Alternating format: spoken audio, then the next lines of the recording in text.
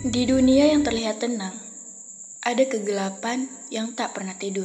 Selamat datang di channel Kisah Cerita, di mana kisah nyata dan yang tak nyata menyatu jadi mimpi buruk. Langsung saja kita ke ceritanya. Setiap lebaran, Dito selalu mudik ke kampung ibunya di Wonogiri. Tahun ini ia nekat pulang malam-malam dari Jakarta setelah lembur. Padahal sudah pukul 23:30 ketika ia memasuki tol Cipali. Mobilnya hanya ditemani playlist lagu lama dan kopi saset, cukup untuk melawan kantuk. Tapi, begitu melewati kilometer 72, ponselnya kehilangan sinyal, dan Google Maps mendadak berhenti bekerja. Jalanan pun jadi ganjil, tidak ada mobil lain, tidak ada rest area. Hanya kabut putih pekat seperti mendadak turun dari langit. Dito terus mengemudi, tapi anehnya, kilometer 72 terus muncul setiap beberapa menit. Ia sudah melewati tanda itu 3 kali. Ia mencoba berbalik arah, namun jalan yang dilewati malah makin sepi. Dan kabut makin padat. Lalu ia melihat sebuah plang tua di pinggir jalan bertuliskan, "Pintu keluar, Desa Balung Pitu, 1 kilometer." Padahal ia tak pernah mendengar nama desa itu seumur hidupnya. Karena panik dan butuh istirahat, Dito memutuskan keluar tol lewat gerbang tua yang entah bagaimana ada di tengah jalan bebas hambatan. Portalnya sudah berkarat dan seperti tak dipakai puluhan tahun, tapi tetap membuka sendiri saat mobil Dito mendekat. Jalan aspal berubah menjadi bebatuan. Lampu-lampu jalan mati.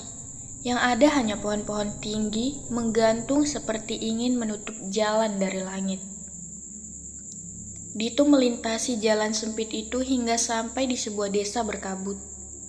Rumah-rumah terbuat dari kayu, berdiri di kiri kanan, seperti museum hidup dari masa lalu. Tidak ada suara petasan, tidak ada takbiran, bahkan jangkrik pun tak berbunyi. Hanya sunyi dan hawa dingin menggigit. Di ujung jalan, ia melihat seorang nenek berdiri dengan baju lusuh, memanggilnya. "Nak, kamu akhirnya pulang juga ya?" Dito bingung, tapi merasa tidak sopan meninggalkan orang tua begitu saja. Nenek itu menunjuk ke sebuah rumah kayu besar. Ibunya sudah nunggu dari tadi. Kasihan, dia belum bisa tidur. "Maaf bu, saya cuma nyasar. Saya nggak kenal desa ini," jawab Dito. Nenek itu menatapnya lekat. "Yakin kamu lupa? Kamu janji pulang lebaran tahun ini. Jangan ulangi yang dulu." Dito bergidik. Ia menyalakan mobil, tapi mesin mogok. Lampu padam saat ia menengok ke kaca spion. Si nenek sudah nggak ada. Tapi ada bayangan perempuan berdiri di jok belakang.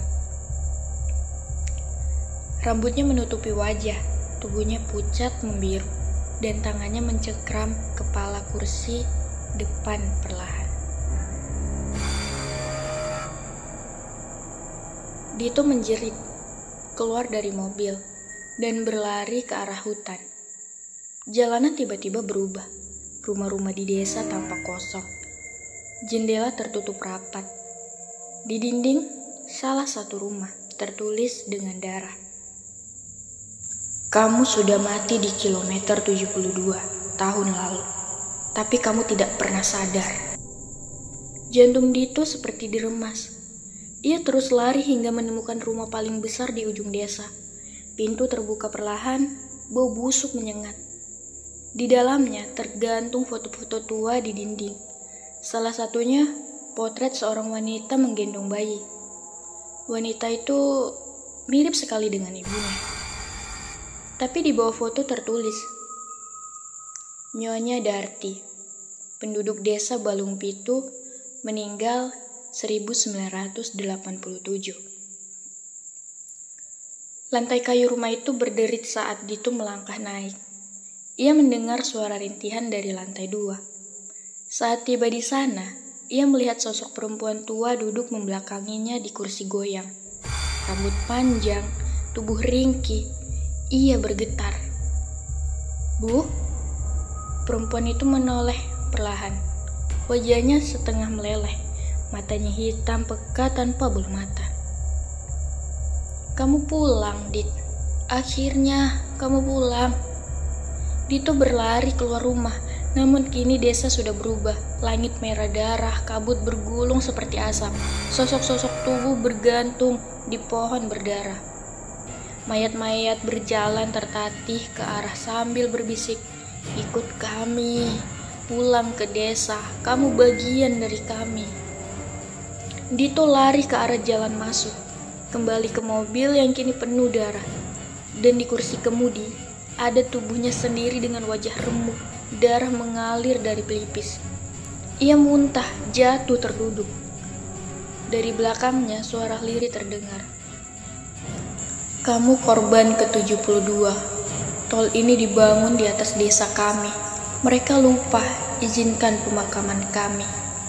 Tapi kami tidak lupa. Semua yang lewat kami panggil pulang." Sosok-sosok berjubah hitam muncul dari kabut. Mereka berjalan perlahan, satu persatu, dengan mata kosong dan tangan menjulur. Dito mencoba lari, tapi kakinya membeku. Dunia berputar, kabut menelan semuanya. Esok paginya, seorang petugas tol menemukan sebuah mobil kosong terparkir di bahu jalan kilometer 72. Mesin masih menyala. Ponsel tertinggal, tidak ada pemilik, tidak ada jejak. Tapi di dashboard tergeletak sebuah catatan yang tidak ditulis oleh siapapun. Maafin Dito. Dito nggak pulang tahun lalu. Tahun ini aku mudik ke tempat yang salah." Oke, jangan terlalu percaya bahwa kamu sendirian saat menonton ini. Karena kadang yang mendengarkan bersama kita bukan manusia. Sampai jumpa di kisah selanjutnya. Kalau kamu masih berani. Jangan lupa like, share, and subscribe. Bye-bye.